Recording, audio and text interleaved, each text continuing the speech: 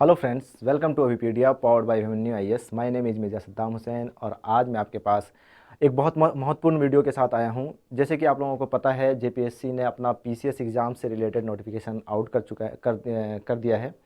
उसी से रिलेटेड आज का वीडियो है। जैसे कि आपको पता है कि जेपीएससी जो पीसीएस एग्ज़ाम होता है उसमें जो पे स्केल है, उसका जेपीएससी का जो पे स्केल है उस पे आज हम लोग चर्चा करने के लिए यहाँ पे मतलब इस वीडियो को मैं बना रहा हूँ। तो सबसे पहले आज हम लोग पे स्केल के बारे में चर्चा करेंगे और क्या देखेंगे, एज रिलैक्सेशन के बारे में कि एज का क्राइटेरिया क्या है एग्ज़ाम के अकॉर्डिंग। ठीक है, चलिए। तो बिना टाइम वेस्ट किए सबसे पहले मैं आपको ये बता दूं कि इससे पहले मैंने एक वीडियो बनाया है जिसमें आपके जितने भी नोटिफिकेशन हुआ है, जो हमारा जेपीएससी का नोटिफिकेशन आया था उसको मैंने डिटेल्स में पूरा आपसे डिस्कस किया है, डिटेल में डिस्कस किया है। तो आप अगर वो वीडियो नहीं देखा है आपने अभी तक तो जाके हमारे यूट्यूब चैनल पे जाइए, वहाँ पे आपको वो वीडियो मिल जाएगा। ठीक है, चलिए। तो चलिए देखते हैं सबसे पहले कि पे स्केल क्या है आपका जेपीएससी एग्ज़ाम का। जो अगर कोई आप अधिकारी बनते हो तो आपको कितने का पे स्केल मिलेगा और ग्रेड पे क्या है इसका, चलिए देखते हैं। सबसे पहले तो अगर हम लोग बहुत सारे पदों पे मतलब वैकेंसी निकली है, जैसे कि आप लोग देख सकते हो कितने पदों पे निकली है, टोटल 11 पदों पे वैकेंसी निकली है, जिसमें से 800 मतलब 8 जो पद है, यानी जो 8 वैकेंसी है, 8 मतलब पदों का नाम जो है उसका जो ग्रेड पे है वो कितना है, 5400 रुपये। ये ग्रेड पे जो है वो कितना है, 5400 रुपये। आप देख सकते हो 8 पदों के लिए जो है वो ग्रेड पे है 5400 रुपये। अब अगर ग्रेड पे 5400 रुपये है तो बेसिक सैलरी कितनी होगी उसकी, ये भी मतलब आपके नोटिफिकेशन में बता दिया गया है।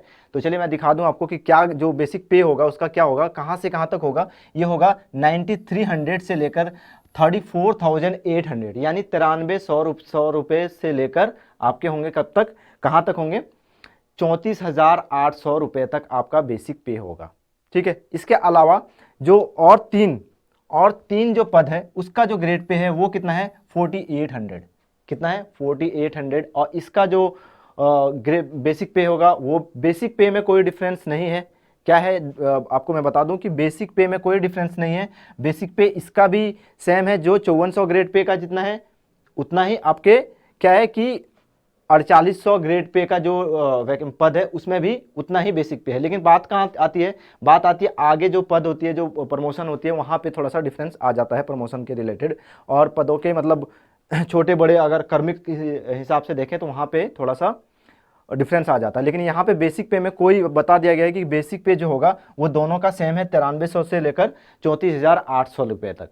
ठीक है, चलिए। तो ये था हमारा क्या, पे स्केल। चलिए आगे बढ़ते हैं और थोड़ा सा एज रिलैक्सेशन के बारे में देख लेते हैं कि जो एज क्राइटेरिया है हमारे एग्जाम को रिगार्डिंग कि एज आपका कितना होना चाहिए, मिनिमम एज कितना होना चाहिए, उसके बाद आपका जो मैक्सिमम एज कितना होना चाहिए, वो चीज़ देख लेते हैं हम लोग।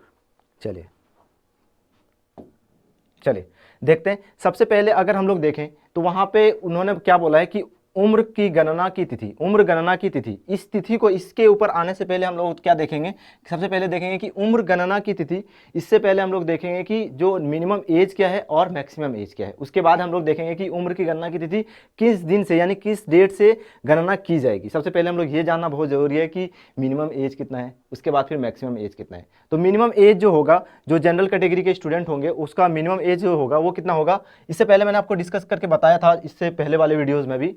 तो फिर से मैं बता दूं आपको कि जो मिनिमम एज होगा वो कितना होगा, 21 ईयर्स। ठीक है, और इसके अलावा अगर मैक्सिमम एज की अगर बात करें हम लोग तो कितना होगा, 34 ईयर्स। ठीक है, 35 ईयर्स। यानी मिनिमम एज यानी 21 साल जो आपकी कम से कम उम्र होनी चाहिए कोई भी स्टूडेंट का, जिसका 21 साल अगर उम्र हो चुका है तो वो क्या अपेयर कर सकता है। और अगर 35 साल से कम है अभी एज तो वो भी अपेयर कर सकता है। अगर 35 साल से ज़्यादा हो गया है तो वो नहीं कर सकता। वो कौन कौन कैटेगरी का है जो कर सकता है 35 साल से ज़्यादा, वो भी मैं आज बताऊंगा आप लोगों को। तो सबसे पहले अब यह बात होगी कि मिनिमम एज कितना है वो हमें पता चल गया, इसके अलावा जो मैक्सिमम एज क्या है वो भी हमें पता चल गया। तो चलिए देखते हैं अब जो गणना की जाएगी वो कितने मतलब कौन से डेट से की जाएगी। तो यहाँ पे अब आते हैं हम लोग क्या कि उम्र गणना की तिथि। चलिए, तो यहाँ पे डायरेक्टली लिख दिया गया है, क्या लिखा है कि कार्मिक प्रशासनिक सुधार तथा राजभाषा विभाग के संकल्प संख्या 805 दिनांक 5/2/2021 के आलोक में संयुक्त असैनिक सेवा प्रतियोगिता परीक्षा 2021 हेतु उम्मीदवारों के लिए न्यूनतम उम्र की गणना की तिथि 1/3/2021। यहाँ पे देखिए क्या बोला जा रहा है कि न्यूनतम गणना की तिथि 1/3/2021, 1/3/2021 मतलब, ठीक है, कि फर्स्ट मार्च 2021, 1 मार्च 2021, ठीक है। इसके बाद क्या बोला जा रहा है, एवं अधिकतम उम्र की गणना की तिथि कब है, 1 अगस्त 2016, 1 अगस्त 2016। मतलब आपको यहां पे समझना होगा, क्या समझना होगा, कि कोई स्टूडेंट अगर 2021 तक, 1 मार्च 2021 तक अगर 21 साल का हो गया है तो वो क्या एग्जाम अपेयर कर सकता है, एग्जाम दे सकता है, ठीक है। ये मिनिमम एज की गणना कहां तक होगी, 2021 तक जोड़ा जाएगा, ठीक है, 2021 तक जोड़ा जाएगा। यानी अगर 2000 का कोई बॉर्न है, यानी 2000 साल में किसी कोई पैदा हुआ है और अगर वो चाहता है कि एग्जाम दे तो वो दे सकता है, ठीक है, मतलब मार्च से पहले होना चाहिए। लेकिन इसके अलावा अगर बोला गया है कि 35 साल, अधिकतम उम्र की गणना कब से होगी, अधिकतम उम्र की गणना लास्ट जो तिथि होगा वो 1 अगस्त 2016, यानी यहां पे एज 4 साल का एज रिलैक्सेशन मिल रहा है। कैसे मिल रहा है, कि जो अधिकतम होगा, अभी देखिएगा न्यूनतम जो है 2021 तक गिना जाएगा, 2021 तक, ठीक है, जो लेकिन मैक्सिमम जो होगा, मैक्सिमम कहां तक गिन रहा है, बस 2016 तक, 2016। लेकिन ये अभी क्या चल रहा है, अभी आपका 2021 चल रहा है, तो यहां पे देखिए 4 साल आपका एज रिलैक्सेशन मिल रहा है, ठीक है।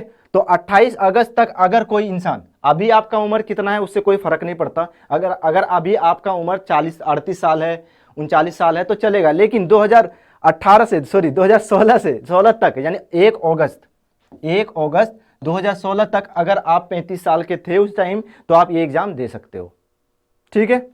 चलिए, तो ये था हमारे क्या, उम्र की गणना की तिथि। चलिए आगे बढ़ते हैं।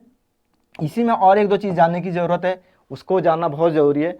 सबसे पहले कि एज रिलैक्सेशन के बारे में देखते हैं कि अपर एज क्या दिया हुआ है, बैकवर्ड क्लास, ठीक है, बैकवर्ड क्लास। तो बैकवर्ड क्लास के लिए जो मेल कैंडिडेट्स हैं उसका जो एज रिलैक्सेशन कितना दिया हुआ है, यहाँ पे देखिए अधिकतम कितना है, अधिकतम मैंने अभी थोड़ी देर पहले बताया था 35 साल, लेकिन यहाँ पे बैकवर्ड क्लास का जो मेल कैंडिडेट है उसको कितना दिया गया है, आपका 37 साल, यानी 37 ईयर्स, ठीक है।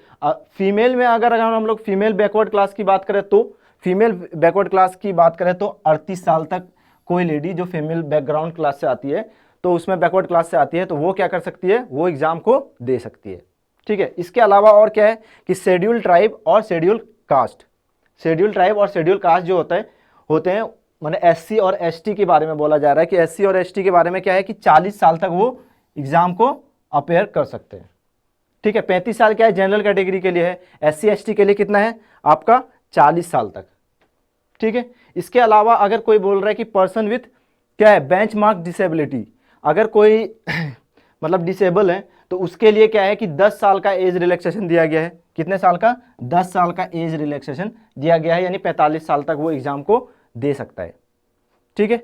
इसके अलावा और क्या बोला जा रहा है कि एक्स सर्विसमैन, एक्स सर्विसमैन से क्या बोला जा रहा है कि एक्स सर्विसमैन को कितना दिया जा रहा है, 5 साल का। यानी कोई मतलब जैसे मान लीजिए कि कोई झारखंड गवर्नमेंट में अगर कोई पद पे है और वो काम कर रहा है, यानी पीसीएस के ही काम कर रहा है, ठीक है, तो ये चीज़ उसके लिए भी एक एज रिलैक्सेशन का मतलब दिया गया है, कितने साल का, 5 साल का। यानी अगर कोई एक्स सर्विसमैन है तो उसको कितना दिया जा रहा है, 5 साल का, 5 साल का। लेकिन कम से कम वो कितने, एक चीज़ और यहाँ पे नोटिस कर दिया गया है, नोटिस में बता दिया गया है, क्या बता दिया गया है, ठीक है, नोटिस में ये बता दिया गया है कि एक candidate who has rendered at least 3 years of regular service under the government of Jharkhand, government of Jharkhand के अंदर कम से कम 3 साल तक अगर किसी ने काम किया है तो उसे एज रिलैक्सेशन कितने का मिलेगा, 5 years का। कितना मिलेगा, 5 years का एज रिलैक्सेशन उसे दिया जाएगा, ठीक है। तो ये हमारा मोटा मोटी जो एज रिलैक्सेशन का फंडा है ये है।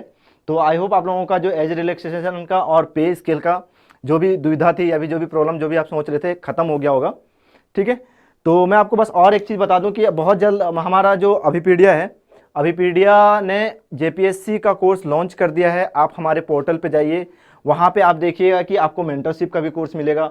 तो मेंटरशिप का कोर्स में आपको सब कुछ ये बताया जाएगा कि कोई भी कोर्स को, यानी जेपीएससी के एग्जाम को क्रैक कैसे करना है, मेंस का क्या स्ट्रैटेजी होना चाहिए, प्री का क्या स्ट्रैटेजी होना चाहिए, प्री में पेपर 1 का क्या स्ट्रैटेजी होना चाहिए, आंसर को कैसे लिखना है, ठीक है, तो जो ऑब्जेक्टिव क्वेश्चन है उसको कितना अटैम्प्ट करना है, अटैम्प्ट तो पूरे करना है आपको, क्योंकि आपको पता ही है कि जो ये इसमें नेगेटिव मार्किंग नहीं है, तो पूरे का पूरा करना है आपको, ठीक है। लेकिन किस अप्रोच से कितना पढ़ना चाहिए, कौन सा कहाँ से कौन से टॉपिक से किस टाइप से क्वेश्चन बनते हैं, सब कुछ आपको पूरे मेंटरशिप में अच्छे से बताया जाएगा। तो मेंटरशिप का भी आपको जो लिंक है वो डिस्क्रिप्शन बॉक्स पे मिल जाएगा। तो उसको आपको क्या करना है, उस पर क्लिक करना है, हमारे पोर्टल पे जाना है और रजिस्टर करना है खुद को। वो फ्री है, बिल्कुल फ्री है, मेंटरशिप हम लोग बिल्कुल फ्री दे रहे हैं। इसके अलावा हमारा क्या है कि कंप्लीट कोर्स भी है, सब्जेक्ट वाइज कोर्सेज भी है, माइक्रो कोर्सेज भी है, टेस्ट सीरीज हमारा लॉन्च हो चुका है। तो टेस्ट सीरीज आप देख सकते हो, हमारा क्या जेपीएससी का टेस्ट सीरीज अभिपीडिया द्वारा लॉन्च कर दिया गया है, ठीक है। तो उससे भी आप परचेज कर सकते हो। चलिए, तो आज के लिए बस इतना ही रखते हैं, और जितना भी अभिपीडिया का जो भी लिंक है सारा आपको डिस्क्रिप्शन पे मिल जाएगा। तो डिस्क्रिप्शन के थ्रू आप हमारे जो पोर्टल है उस पर विजिट कीजिए, ठीक है। चलिए, तो आज के लिए इतना ही रखते हैं, मैं मिलता हूँ आपको अगले वीडियो के साथ, तब तक के लिए थैंक यू।